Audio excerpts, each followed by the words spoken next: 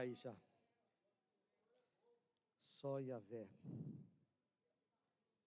Meu Pai. A gente gasta tanto tempo fazendo, não é possível que a gente não consiga. Estava funcionando até agora há pouco.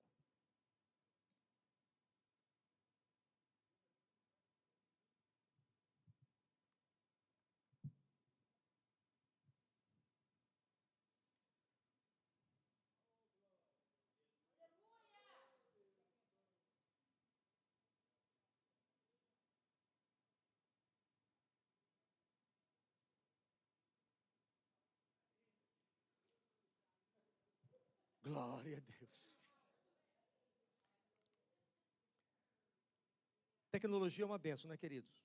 Mas quando ela resolve dar ela às vezes quando dá um baile na gente, que a gente vou falar, que nós temos que ter um coração de aço, pelo menos eu, né? Que sou bastante. Então deu, logo, vocês nos perdoem pelo atraso, mas deu um probleminha na conexão. São esses aparelhinhos, qualquer coisa que aconteça, qualquer mau contato, pronto, atrapalha tudo e atrasa o nosso trabalho, mas glória a Deus, porque é melhor a gente administrar essas coisas do que não ter a tecnologia, não é verdade? E nesta manhã, uma manhã muito abençoada, como disse a pastora Márcia, abrindo o culto. Este ano é um ano que nós queremos investir muito nesta questão da fé. Porque falamos muito de fé, mas às vezes não compreendemos muito bem essa questão da fé. E é o desejo do nosso coração trazermos um ensino da palavra a respeito sobre este assunto tão importante na vida cristã. E o tema desta palavra nesta manhã é este: um Deus em quem eu posso confiar. Você sabia que você pode confiar em Deus? Deus é digno de toda a confiança, Deus e a sua palavra.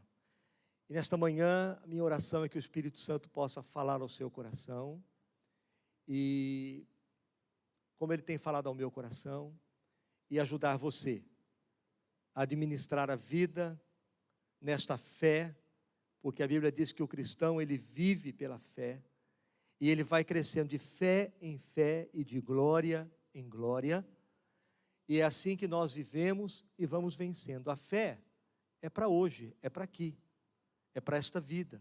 Lá no céu não precisaremos de fé.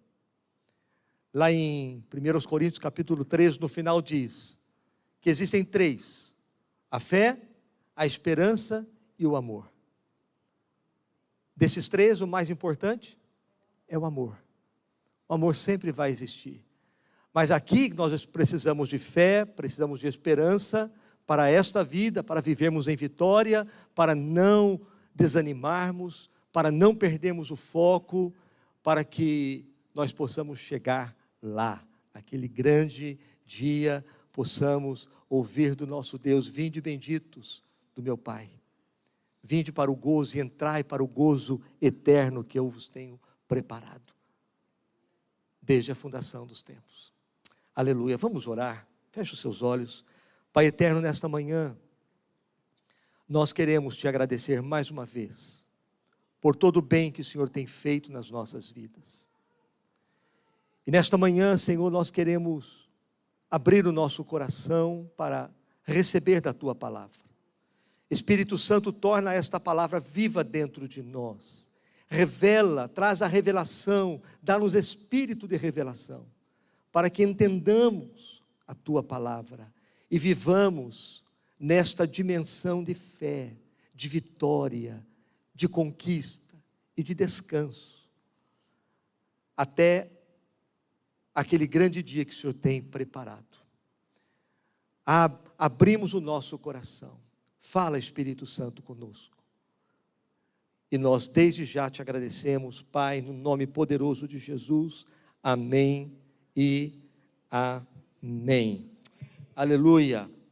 Então, falar sobre fé é um grande desafio, mas é é um desafio poderoso, porque falar de fé enche o nosso coração de esperança, enche o nosso coração de força, de alegria, de energia, não é? Portanto, nós estamos aqui na força do Senhor para podermos compartilhar. A vida, ela é muito imprevisível. Nunca nós poderíamos imaginar que estaríamos vivendo dias como esses dias. E a gente nem sabe como isso vai acabar. Nós não sabemos. A vida, ela é cheia de altos e baixos. Alguém já disse que um dia nós estamos, é como uma roda gigante, um dia nós estamos lá em cima, vivendo as bênçãos, as maravilhas, tudo dá certo, o trabalho está maravilhoso, a família está maravilhosa, a saúde está 10, e os relacionamentos estão todos engatilhados, tudo maravilhoso. Mas de repente, o dia mau chega. De repente, a perda de um emprego, a saúde, ela é afetada, o casamento passa por uma crise, e as coisas, de repente, elas mudam de um lado para o outro. Então, confiar em Deus, em tempos bons, em tempos fáceis, é muito bom, é muito importante. Mas confiar em Deus em tempos difíceis é mais importante ainda. E nós vivemos tempos difíceis. Queridos, a Bíblia diz que os tempos serão difíceis. E, portanto, nós precisamos fortalecer a nossa fé. Fortalecer a fé. Se nós enfraquecermos na nossa fé, nós serão dias muito mais difíceis. Então, isso que Deus tem colocado no meu coração, para a minha vida e também para a sua vida, para a nossa vida como igreja, não é? Para nós vivermos, porque a Bíblia é um livro de fé, e a Bíblia é um livro que aponta para o futuro, ela aponta para as coisas que irão acontecer, mas a Bíblia é um livro que deve ser lido pela fé, recebido pela fé. Então eu coloquei aqui algumas coisas. Primeira delas, este texto de Hebreus capítulo 10, versículo 35, que diz assim, olha, vamos ler juntos?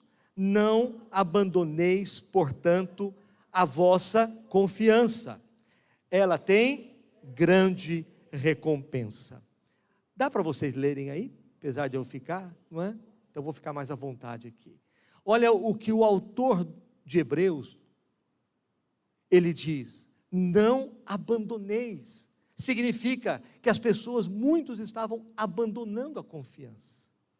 Não abandoneis, portanto, a vossa confiança, ela tem grande recompensa. Muda por fé. Não abandoneis, portanto, a vossa fé. Confiar em Deus, fé é confiar em Deus e em sua palavra. Voltando aqui, vocês viram que eu coloquei ali um precipício, né? Como a pastora disse, fé não é um salto no escuro, não é eu me jogar para ver o que vai dar, isso não é fé. Muita gente confunde fé. Muita gente tem fé na fé, mas a fé, ela tem um fundamento, está aí. O fundamento da fé é Deus e a sua palavra. Portanto, fé não é o que eu quero que Deus faça, o que Ele vai fazer, mas o que Ele já fez. É uma questão de tomar posse de tudo aquilo que Deus já fez e já declarou. Portanto, nós não podemos abandonar a nossa confiança em Deus, abandonar a nossa fé. Muita gente tem abandonado, muita gente tem se tornado descrente. Deus me esqueceu, Deus não está vendo o que está acontecendo comigo, olha só como é que estão as coisas, olha como é que está, por que está acontecendo isso está acontecendo aquilo. E o livro de Hebreus é um livro de encorajamento, e nós precisamos de encorajamento hoje, nos dias que nós vivemos, porque muitos estão perdendo o foco, abandonando. Olha aqui algumas coisas como introdução à fé. Primeira coisa, a vida cristã só pode ser vivida pela fé. A vida cristã é uma vida de fé. O apóstolo Paulo disse: eu já estou crucificado com Cristo, eu vivo, não mais eu, mas Cristo é que vive em mim. E esta vida que agora vivo na carne, vivo-a pela fé no Filho de Deus, que me amou e se entregou por mim. Paulo está dizendo: não é possível viver a vida cristã sem fé. A vida cristã só pode ser vivida pela fé. Aqui diz o texto: todavia o meu justo viverá pela fé, e se retroceder, não se agradará a minha alma dele. Então, fé é uma questão muito importante na Bíblia, muito importante. Jesus disse: quando ele voltar, será que eu vou encontrar fé na terra? Encontrará o Senhor fé na terra? Então, vamos entender este princípio importante. A vida cristã é uma vida de fé. Ela só pode ser vivida pela fé. Não é uma vida que nós vivemos por aquilo que nós vemos. Não é aquilo que nós percebemos neste mundo físico. Não. A vida pela fé, a vida cristã que é pela fé, ou seja, nós não vivemos, como Paulo disse, por aquilo que nós vemos, mas sim por aquilo que nós cremos. Então eu preciso crer para viver a vida cristã em vitória, para não viver capengando, desistindo, enfraquecido. Não, nós precisamos viver, ter fé. A segunda coisa é que pela fé é que nós alcançamos a graça da salvação, é lógico. A vida cristã, ela começa pela fé. Aqui o texto diz: porque pela graça sois salvos, mediante a fé. E isto não vem de vós, é dom de Deus, não de obras, para que ninguém se glorie. Então Paulo está dizendo: nós somos salvos, é pela graça. A graça é este favor imerecido de Deus. Ninguém merece a salvação, e nunca mereceremos nada de Deus. Por melhores que sejamos ou tentemos ser, nada disso traz merecimento para nós. Se assim fosse, Jesus não precisaria ter vindo. E Jesus Cristo é a expressão máxima da graça de Deus, é o favor de Deus. A salvação é obra do alto. É Deus que olhou para nós, para a nossa miséria, para a nossa perdição, e diz: eu vou proporcionar um caminho para que o homem possa ser salvo.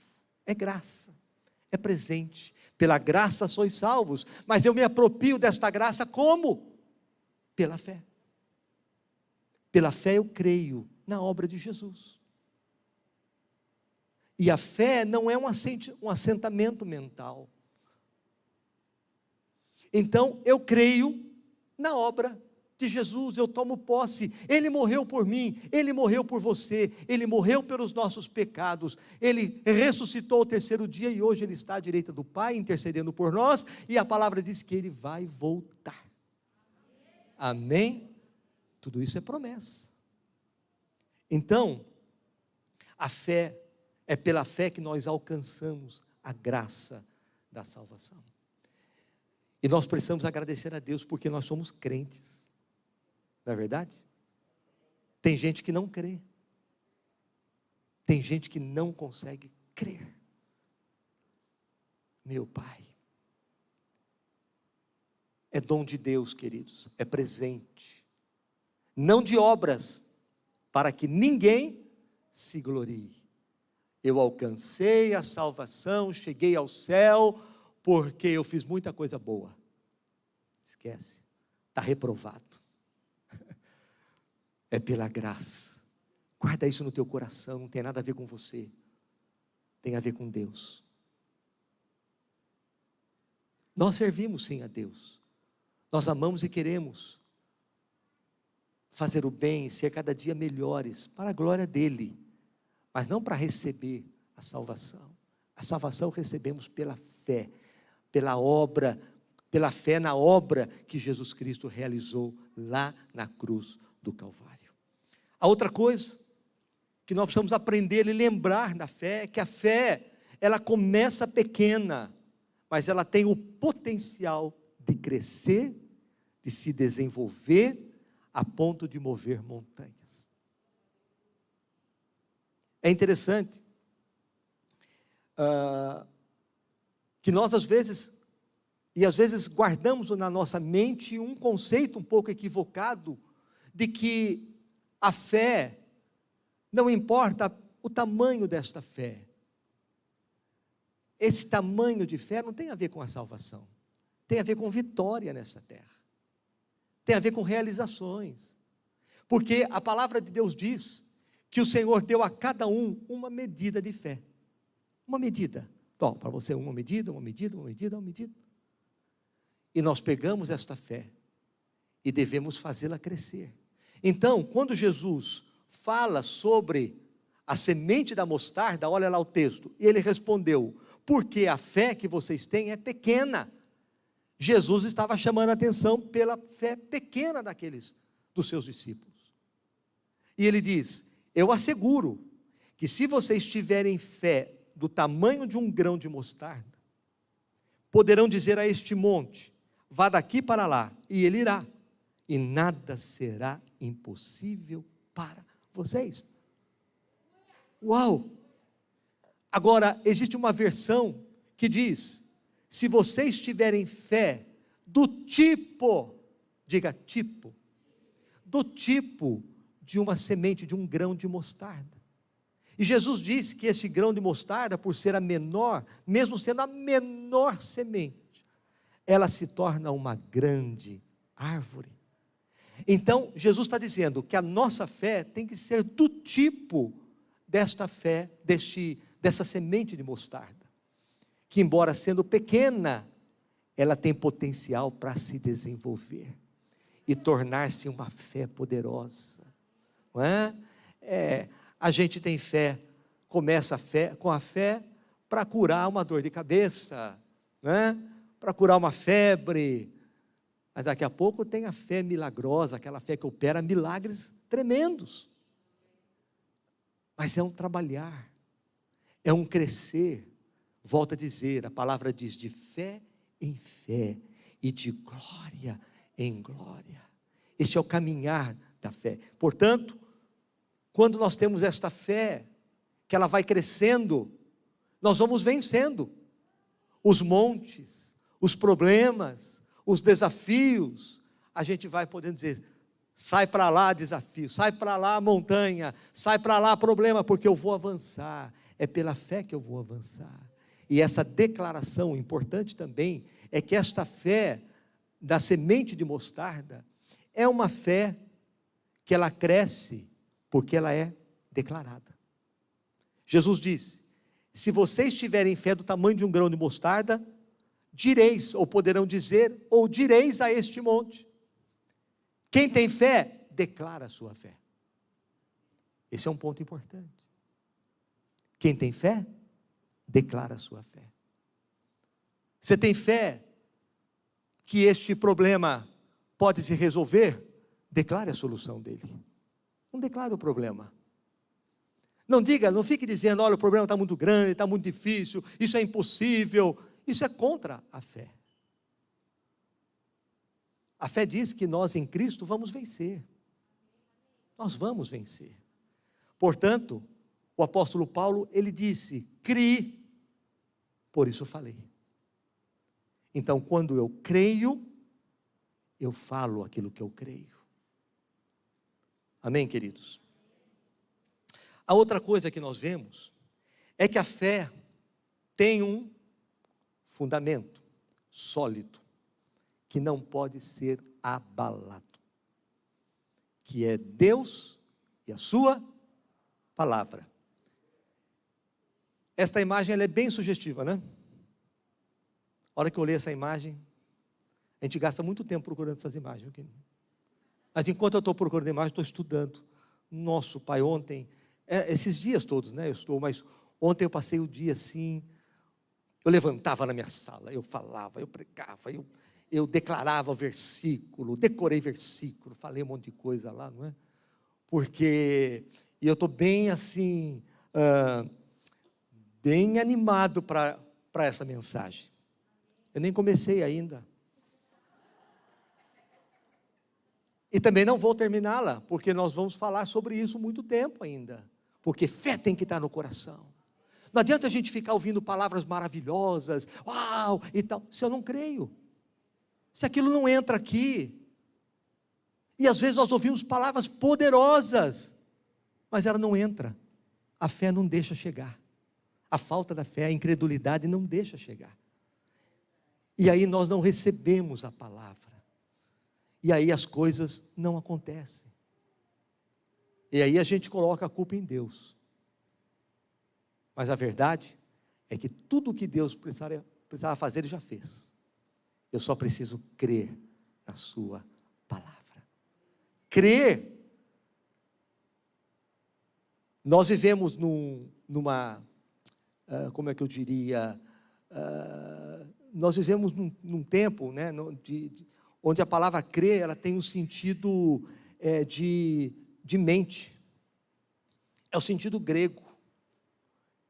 Vem dessa raiz grega de conhecimento. Então nós queremos conhecer a Deus pela mente, porque a gente vem desse ensino. Mas na palavra, apesar da Bíblia ter sido escrita no grego, o contexto era hebraico. Jesus era judeu. Então a palavra conhecer significa experimentar. E nós precisamos experimentar Deus, até o ponto que Ele faça diferença nas nossas vidas.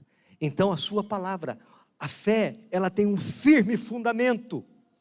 Tem uma versão de Hebreus 11, capítulo 1, que diz: a fé é um firme fundamento. Ora, a fé é o firme fundamento das coisas que esperam e a prova das coisas que não vêm, que se não vêm.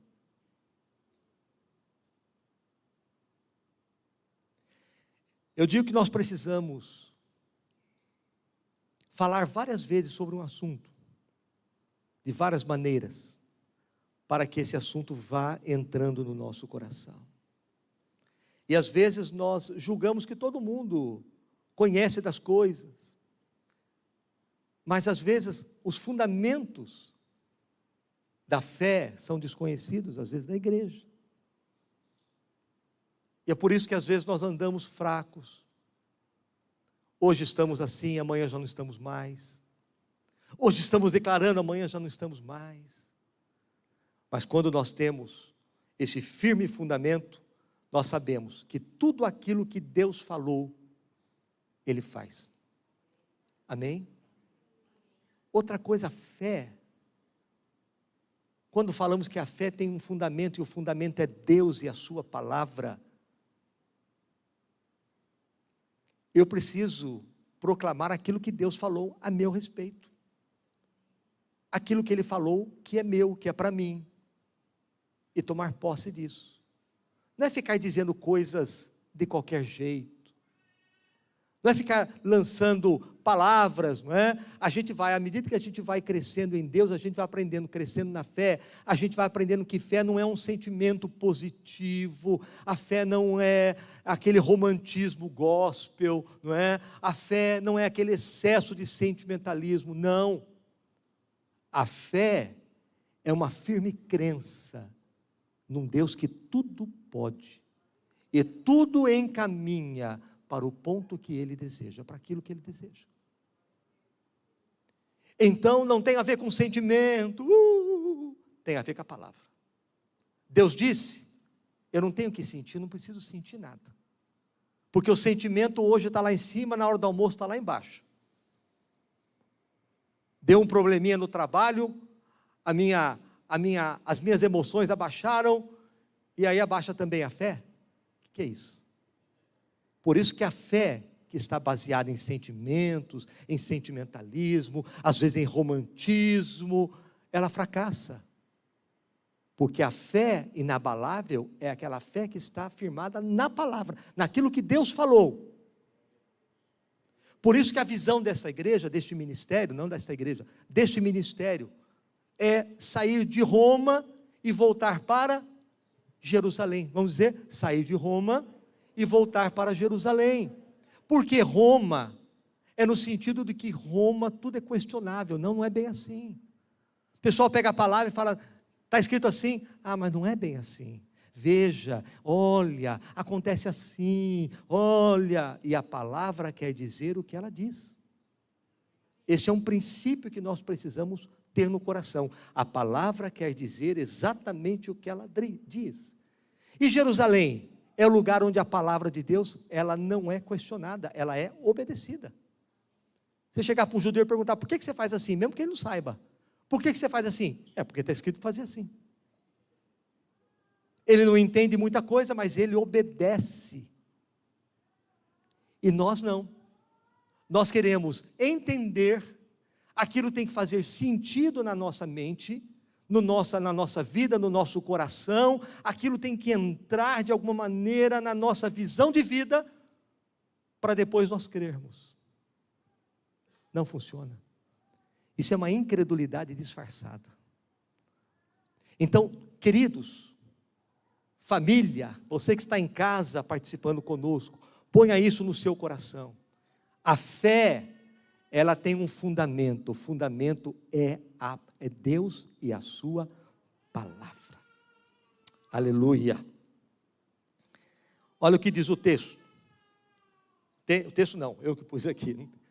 Se fé tem como fundamento inabalável Deus e a sua palavra, nós precisamos buscar conhecer Deus e a sua palavra.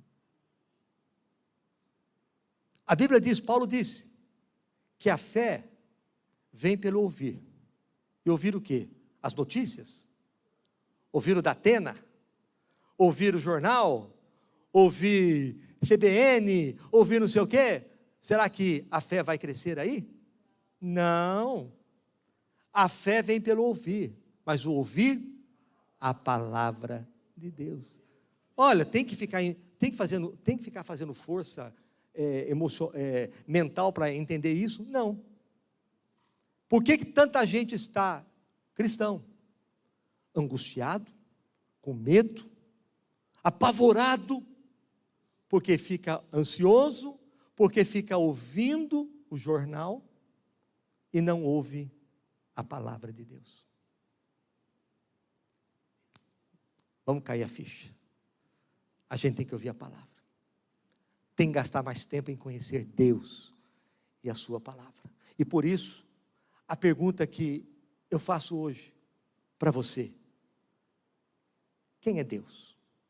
Porque se Deus é o fundamento, Deus e sua palavra é o fundamento da fé, quem é Deus?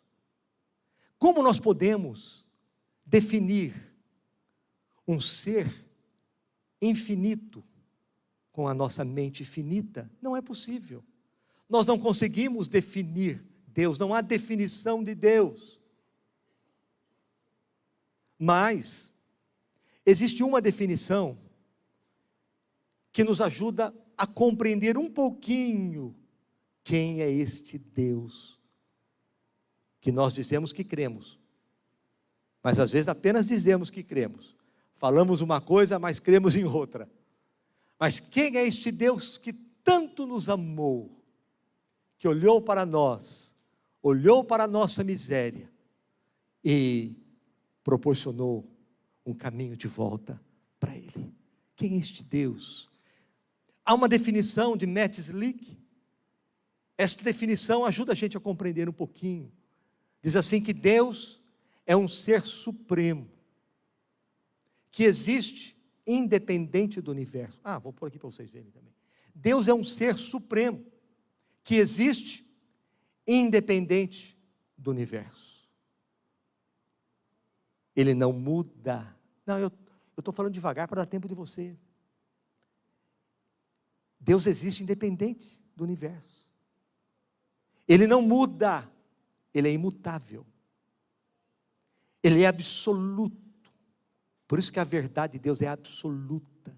Não tem verdade bíblica relativa. Não é bem assim. É absoluto. Ele é absoluto. Ele transcende o espaço e o tempo. É autociente. É todo conhecimento. Está sempre presente. E pode realizar qualquer coisa que Ele deseje realizar. Deixa isso entrar no teu coração. Deus é este ser supremo, que existe independente do universo, não independente da terra, do universo. Ele é o Criador de tudo. Ele não muda. Glória a Deus. Eu e você precisamos mudar. Mas Deus não muda. Ele é imutável, Ele é absoluto, Ele transcende o espaço, Ele transcende o tempo, Ele é autociente, Ele é todo conhecimento, Ele é sempre presente e pode realizar qualquer coisa que Ele queira realizar. Esse é o nosso Deus. Este é o Deus que você crê, ou que você tem que crer. E essa definição de Matt Slick, essa definição nos remete pelo menos a 3 características, atributos, que são exclusivos de Deus.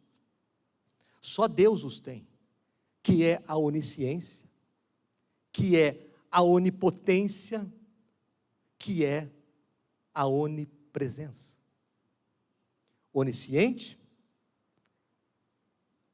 onipotente, e Ele é onipresente. Só Deus é isso. Só Deus. Só Ele é onisciente. Só Ele é onipotente. E só Ele é onipresente. Então vale a pena rapidamente a gente passar por esses 3 pontinhos. Porque hoje você tem que saber quem é Deus. Ou pelo menos começar, né? Olha, queridos, como eu fui abençoado preparando essa palavra.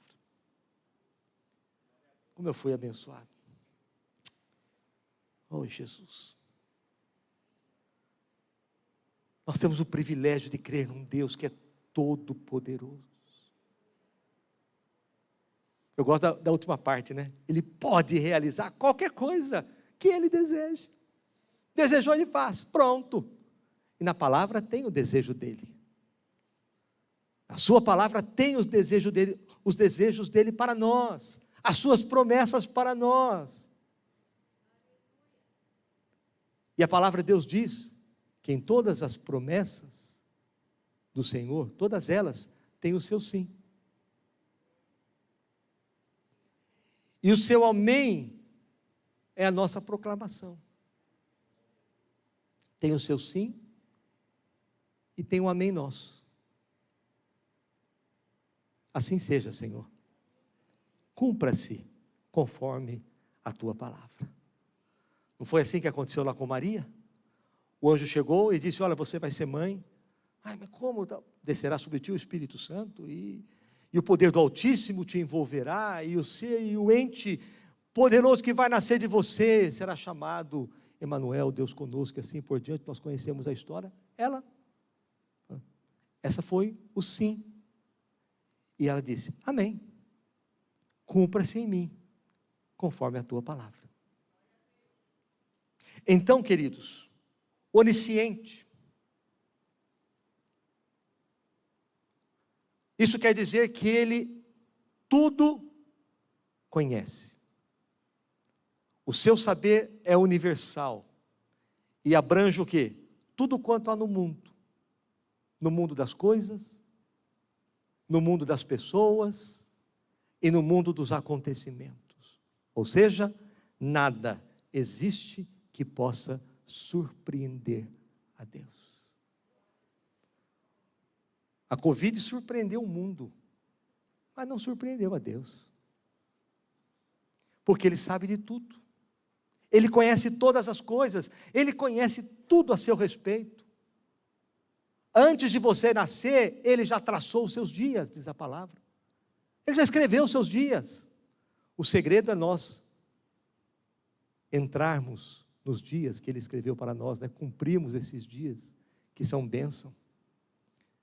Então Ele sabe tudo, tudo que envolve no mundo das coisas, no mundo das pessoas e no mundo dos acontecimentos. Diz o texto.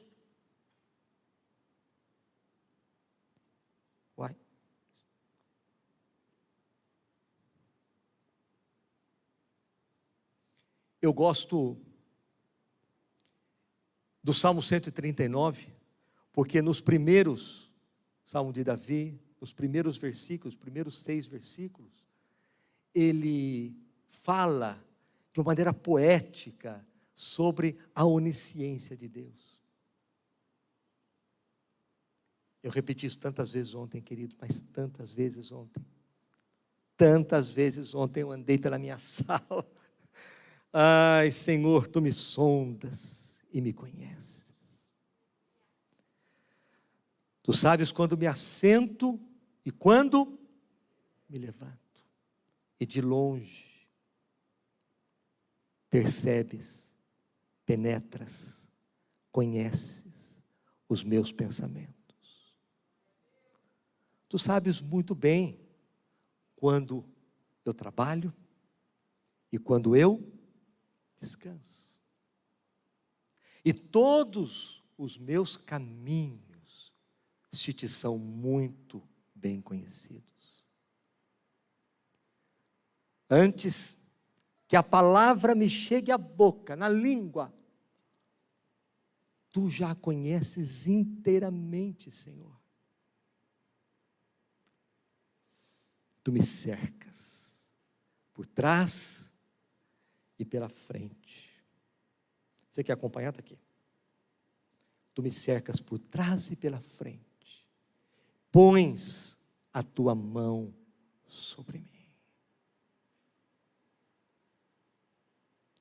Tal conhecimento é maravilhoso demais, está além do meu alcance, este conhecimento. Ele é tão elevado que não o posso atingir. Quando você pensa num texto desse, cada palavra tem um sentido. Senhor, Tu me sondas e me conheces. Ele conhece a gente. Tu sabes quando me assento, quando me levanto, logo que você levanta de manhã, Ele sabe. Quando você se assenta, quando você deita, quando você trabalha, Ele conhece tudo. De longe, percebes os meus pensamentos. Misericórdia. Ainda a palavra não me chegou à boca, e o Senhor já sabe inteiramente. Tu me cercas, que coisa linda. Ele te cerca por trás e pela frente. Ele é a tua dianteira, Ele é a tua retaguarda. E a sua mão está sobre você. E Ele põe as suas mãos sobre mim. Você tem que ler isso para você. E esse conhecimento é maravilhoso. É muito elevado. A profundidade das riquezas e da sabedoria do conhecimento de Deus. Quão insondáveis são os seus juízos, inescrutáveis os seus caminhos. Quem conheceu a mente de Deus? Quem foi o seu conselheiro? Ou quem primeiro deu a Ele para que Ele venha a ser restituído? Todas as coisas foram feitas por Ele, para Ele. Nele, por Ele e para Ele.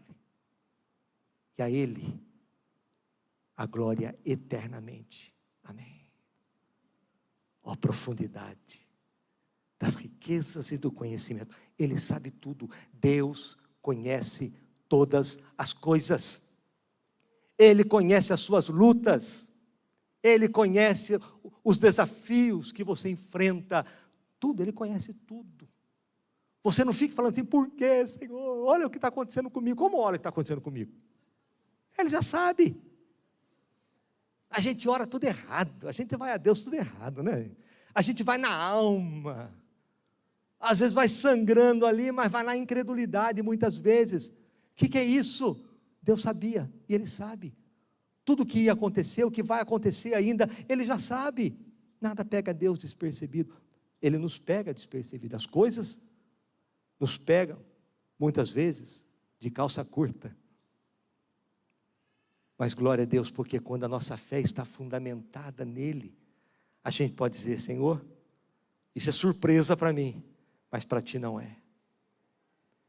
E aí nós vamos buscar em Deus, na sua palavra, a fé necessária para superar toda e qualquer situação. Aleluia. Esse é o nosso Deus, queridos. Ele também é onipresente. Às vezes eu olho aqui porque fica tão bonito aqui, né? Onipresente. Essa aqui é em homenagem à minha esposa, que gosta de um pôr do sol, que é uma coisa. Ela gosta do pôr do sol e gosta do nascer do sol. Outro dia eu fui acordado. Olha, vem aqui, vê na janela, o arco-íris, olha lá, está passando. Olha o pôr do sol, olha como é. A Márcia é assim, olha o pôr do sol, olha que coisa mais linda e tal, né? Eu não tenho essa percepção, muitas vezes eu fui desprovido desse negócio e tal. Mas ela não precisa de mim para nada, para esse negócio, não. Ela curte lá, não é?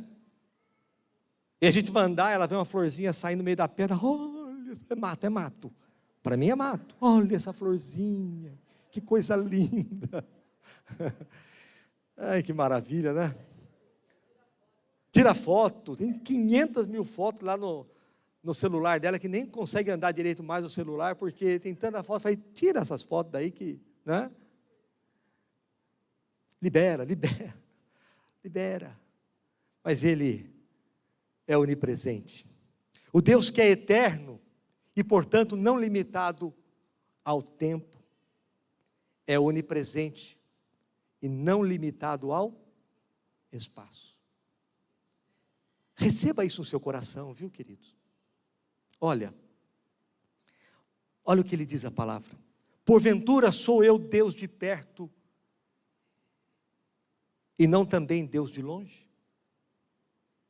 A gente canta aquela música, és Deus de perto e não de longe. Errado. Nós vamos mudar a letra. Nós somos, Deus de perto e também de longe. Ele diz aqui na palavra, porventura sou eu Deus de perto, diz o Senhor, e não também Deus de longe? Esconder-se-ia alguém em esconderijos, de modo que eu não o veja? Diz o Senhor. Porventura não encho eu os céus e a terra? Diz Yahvé. Onipresente. Senhor, Tu me sondas. Essa é outra parte, né? A segunda parte do Salmo 139 diz, para onde eu irei da Tua face? Para onde eu fugirei da Tua face?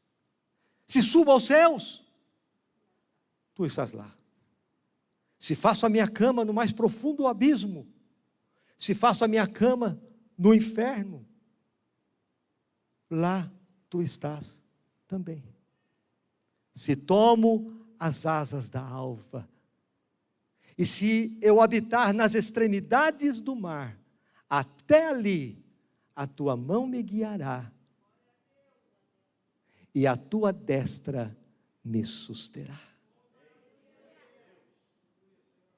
Que coisa linda. Para onde eu fugirei? Para onde me irei do teu espírito, ou para onde fugirei da tua face? Se subir aos céus, agora vamos ler, né? Eu treino falando de cor. Se subir aos céus, lá tu estás. Se fizer no inferno a minha cama, eis que tu ali estás também. Se tomar as asas da alva, se habitar nas extremidades do mar, até ali a tua mão me guiará, e a tua destra me susterá. Nunca mais diga que você está só.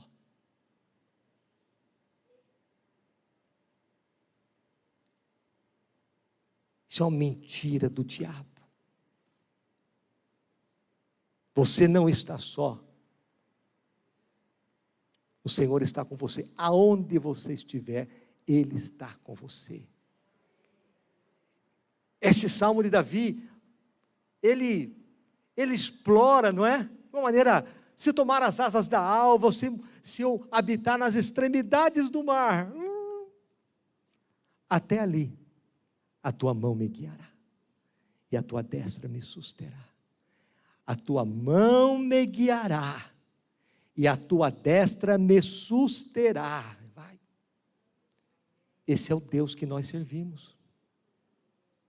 Esse é o Deus. E eu preciso entender isso, para que a sua palavra tenha um sentido diferente na minha vida. Porque o fundamento da fé é Deus mesmo e a sua palavra.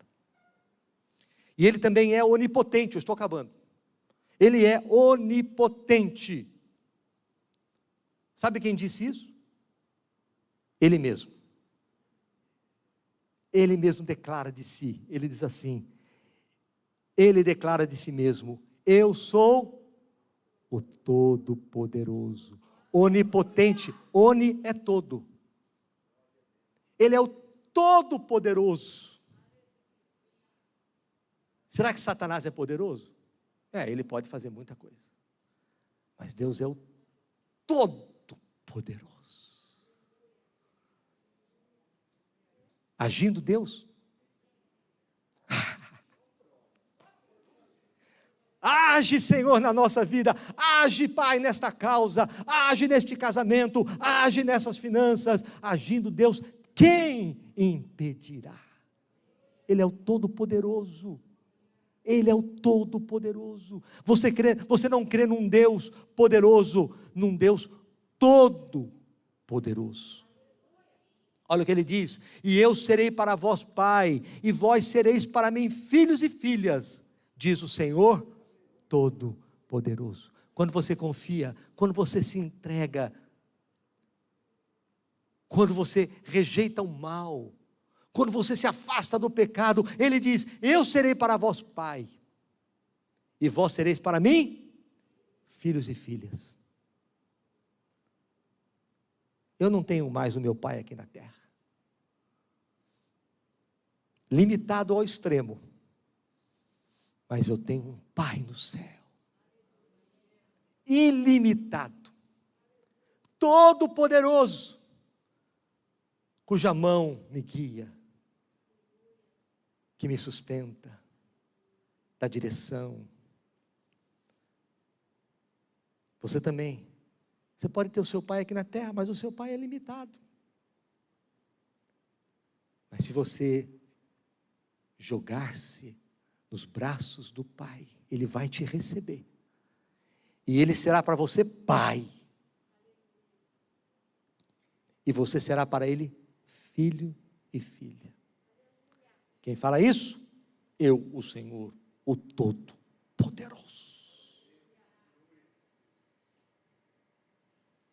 Quando nós falamos do poder e força de Deus, da sua majestade e maravilha criativa, estamos falando sobre a onipotência, sobre a habilidade que Ele tem de fazer o que Ele quiser fazer. Olha, quando a gente começa a assimilar esses conceitos, esses atributos exclusivos de Deus, você começa a ler a Bíblia, você fala, é diferente, queridos, porque Deus cresce na sua vida. Nós olhamos para nós e vemos a nossa pequenez, a nossa insignificância, mas vemos a grandeza de um Deus. Os céus dos céus, diz a palavra, os céus dos céus não o podem conter. Deus é grande. Quem nas suas mãos pesou as águas? Mediu as águas? E quem pesou os montes com precisão? Todas as nações perante ele são como nada. Uma vez falou Deus, e 2 vezes tenho ouvido isto, que o poder pertence a Deus. Sabe o que significa isso? Todo o poder desta terra é limitado. Quem manda mesmo no final é Deus. Não importa o que está acontecendo por aí, quem manda na história é Deus. Ele tem a palavra final, Ele tem o poder de fazer aquilo que Ele quer fazer, e Ele vai fazer aquilo que Ele já determinou que Ele vai fazer. Amém, queridos? Então pensa nisso, Ele é o Todo-Poderoso. Olha o que Ele diz: a quem, pois, me comparareis, para que eu lhe seja semelhante? Diz o Santo: levantai ao alto os vossos olhos e vede, quem criou essas coisas? É dentro do texto que eu estava falando, dos mares, de todo o universo. Quem criou? Foi Deus. Ele é o Todo-Poderoso. E eu creio num Deus que é todo-poderoso. Mas Ele não é um Deus apenas todo-poderoso, Ele é o meu Pai, e eu sou filho dEle, e portanto, eu estou seguro, Ele vai cuidar de mim, mesmo que algumas coisas aconteçam, que às vezes a gente não entende, Ele está cuidando de mim, Ele está cuidando de todas as coisas. A gente não entende tudo, como eu estava dizendo no começo, a vida é imprevisível, muitas coisas acontecem na nossa vida, no decorrer da nossa vida, mas todas elas já estão diante do Senhor. Ele não fala assim: aconteceu isso com você? Não, Ele já sabe, Ele já providenciou em Cristo Jesus tudo o que nós precisamos para viver em vitória. E a vitória, queridos, não é só aqui fora, não. A vitória não é uma vitória exterior, é a vitória interior. Eu me lembro que já contei essa experiência aqui, mas eu estava no avião e eu tenho um pouco de claustrofobia, de vez em quando me ataca esse negócio. E eu estava voltando de Bogotá, numa convenção, estava eu, a Márcia e a Louise. Eu entrei no avião, sentei, o avião nem tinha fechado a porta ainda, ou tinha fechado a porta, mas... E eu me veio aquele negócio, aquela claustrofobia. Eu queria sair correndo. Você sabe quando você tem esse negócio, você quer sair, você quer ar, né? Você quer sair. Eu falei: meu Deus, o avião nem levantou voo, 6 horas de viagem, 6 e pouquinho. Eu falei: meu Senhor amado. Fui no banheiro, lavei o rosto. Voltei lá, nada. Tem a televisãozinha lá eu fui lá na televisãozinha. Não conseguia me concentrar. Peguei a Bíblia para ler, não conseguia me concentrar. Olha que a mente. Graças a Deus eu tinha baixado no meu iPad toda aquela série profética da apóstola Valnice, toda a série profética. Eu tinha baixado para poder ouvir offline, não precisaria de internet.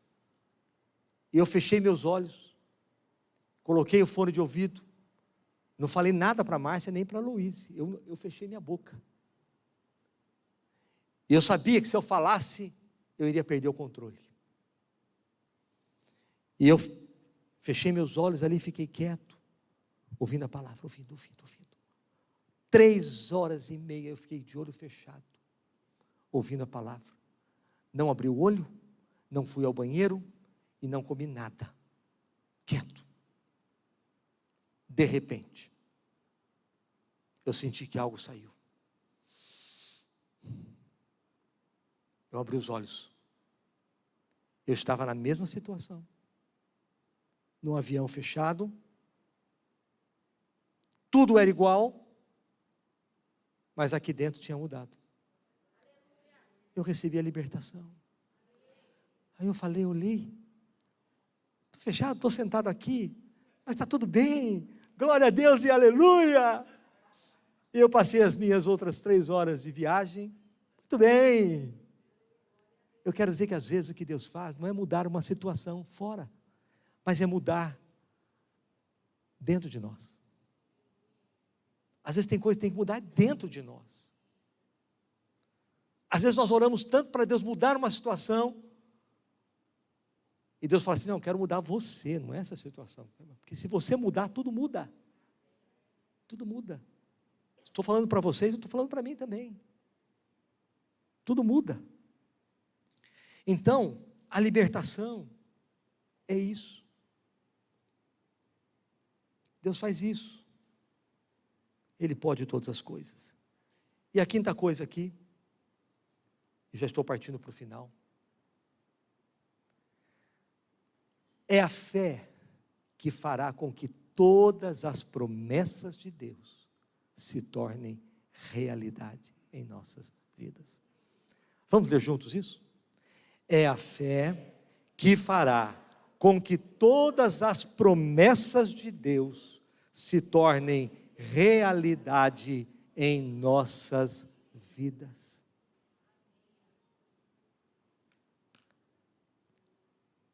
Dizem que tem mais de 8.000 promessas na Bíblia. A Bíblia é uma caixinha de promessas. Alguém já viu aquela que a gente compra caixinhas de promessas, né? A Bíblia é uma caixa de promessas. E Deus fez promessas porque Ele sabe que a gente precisava dessas promessas. Mas, como me apropriar delas? É pela fé. Existe um grande inimigo da fé, que é a dúvida.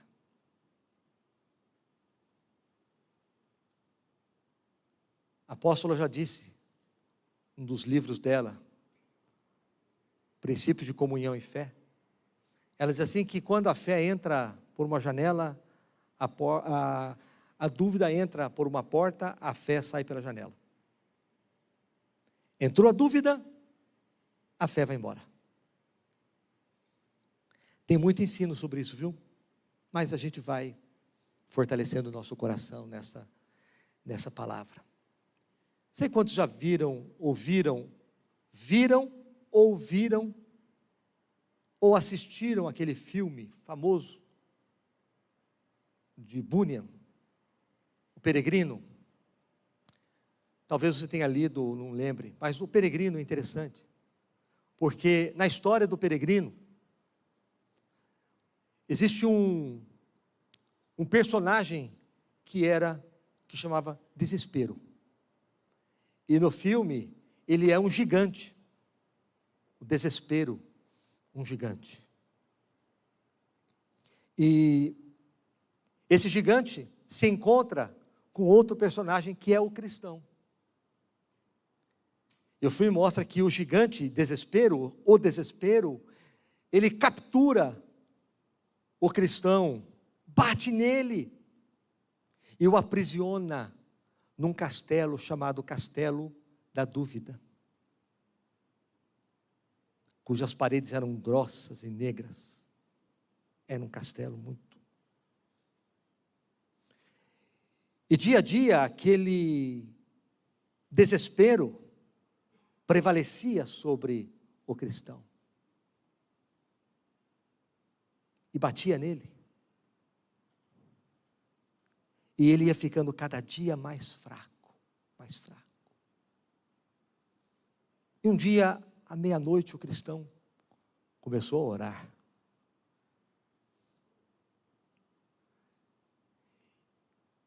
E antes de raiar o dia, ele abriu os olhos espantado. E ele diz: que idiota que eu sou. Deitado aqui, nesta masmorra fedorenta, enquanto eu posso andar em liberdade. Tenho uma chave em meu coração, que se chama promessa. E com certeza, ela abrirá as trancas de qualquer porta deste castelo de dúvidas. As promessas do Senhor são chaves para abrir as portas das prisões da nossa alma, dos nossos sentimentos. Às vezes, estamos aprisionados no medo, no desânimo, no castelo do fracasso. Mas Deus te deu uma chave, que chama-se promessas. Promessas. É chave, queridos, é chave que abre as portas do castelo que te prende, o castelo da dúvida. E se você pegar essas promessas, para cada uma delas, abrirão as portas da sua vida, das prisões, e trará liberdade para você. Deus, nele você pode confiar, nele, nas suas promessas. Nossos próximos encontros de domingo, falaremos daquilo que Deus já prometeu para nós. E vamos aprendendo a cada dia, a apropriarmos-nos das promessas que abrirão as chaves para caminharmos em liberdade. Você vai sair desse quarto fedorento, dessa prisão que te oprime, que cega a tua visão, que deixa os seus olhos turvos com relação a quem é Deus, dos propósitos dele para a tua vida. Você vai sair disso, na medida que você crer nas promessas do Senhor. Vamos ler juntos? Guardemos firmemente a esperança da fé, pois podemos confiar que Deus cumprirá as suas promessas. Guardemos firmemente, porque o diabo vai querer roubar. Mas guarde firmemente a esperança da fé que professamos. A fé não tem poder guardada dentro aqui. A palavra, ela só tem poder quando ela é liberada. Ela tem que ser liberada. Portanto, vamos guardar firmemente a esperança da fé que professamos. Por quê? Pois podemos confiar que Deus cumprirá as suas promessas. Amém? Vamos colocar de pé, queridos. E nós vamos, se os músicos puderem vir, nós vamos cantar este cântico. Um Deus de aliança, um Deus de promessa, um Deus que não é homem para mentir, e nem filho do homem para se arrepender. Havendo dito, não fará, porque não há impossíveis para Deus. E você vai cantar este cântico agora. Pode apagar a luz aqui, por favor, do templo. Você vai cantar este cântico agora diferente. Você vai cantar orando. Você vai cantar tomando posse dessa palavra, desta música, de cada palavra desta música. E certamente haverá uma libertação no seu coração. Caí, vem com esse microfone aqui.